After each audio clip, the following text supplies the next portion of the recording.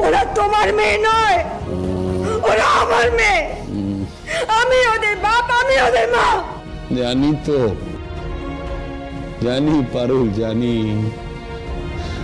আমি তো চোখ থাকতে অন্ধ ছিলাম।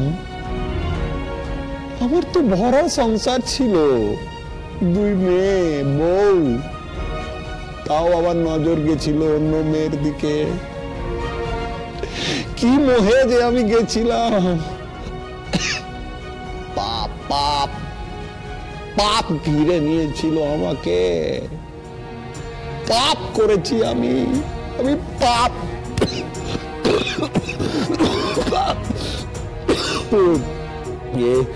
পারুল, পারুল বলছি কি, আমাকে কি একবারের জন্য ক্ষমা করা যায় না? পারুল, আমি জানি পারুল, আমি জানি, আমি জানি। শুধু তুমি কেন, তোমার জায়গায় আমি থাকলে আমিও এই ব্যবহারটাই করতাম, আমি এই ব্যবহারটাই করতাম। আপনি একটু শান্ত হন, আপনার জ্বর, আপনি যত কথা বলবেন আরো বেশি শরীর খারাপ লাগবে। পারুল মাসি, এসব কথা পরে হবে। ঘরে যদি কোনো জ্বরের ওষুধ থাকে তাহলে ওনাকে দিই না, কারণ ওনাকে দেখে তো মনে হচ্ছে উনি সারাদিন কিছু খাওয়া দাওয়াই করেননি। না না না, আমার কিছু লাগবে না, কিচ্ছু লাগবে না। শুধু পারুল আমাকে একবার ক্ষমা করে দিক।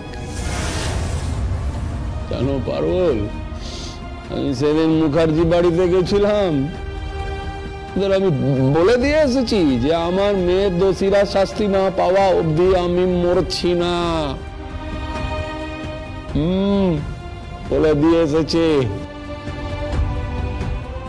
আমাকে কি অপমানটাই না করলো ওই প্রিয়দর্শিনী মুখার্জি।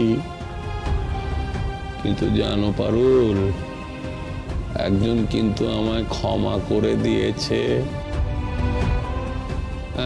আমার বড় মেয়ে সারি।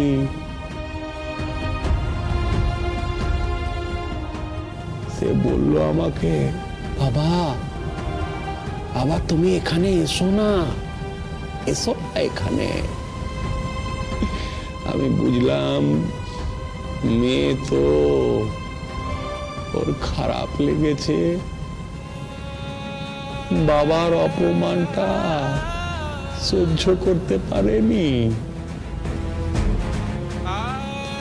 আর ওই এক মুহূর্তের মধ্যে আমি সমস্ত অপমান ভুলে গেলাম, ভুলে গেলাম। আমি